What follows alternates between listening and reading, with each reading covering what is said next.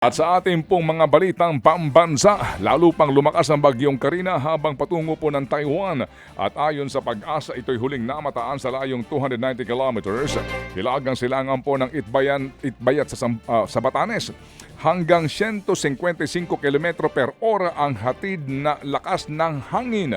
Habang taglay ng bagyong Karina, ang bugsong aabot naman sa 190 km per ora. Ito'y kumikilos pahilagang kanluran sa bilis na 25 km per hour. Dahil dyan, nakataas po ang signal number 2 sa Batanes, signal number 1 naman sa Babuyan Islands at hilagang bahagi po ng mainland Cagayan at maging sa Ilocos Norte. Suspendido ang klase sa ilang bahagi ng bansa dahil pa rin sa masamang panahon.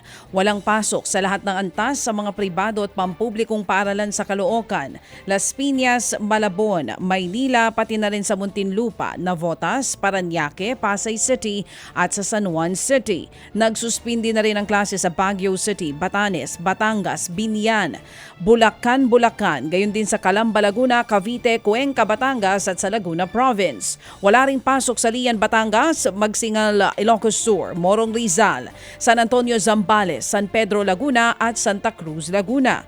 Maging sa Santo Tomas sa Batangas, Tanay Rizal, Tanawan City, Batangas, Tubao, La Union at Tui, Batangas ay wala rin pong pasok ngayon.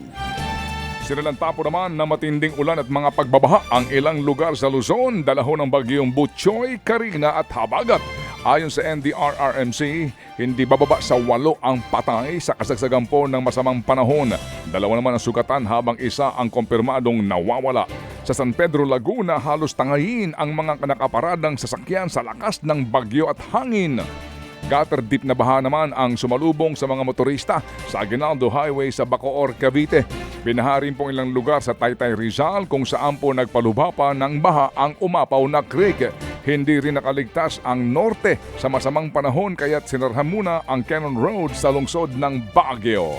Ted Filon at DJ Chacha ngayon nasa Radyo 5 92.3 News FM Monday to Friday 6 to 10 a.m.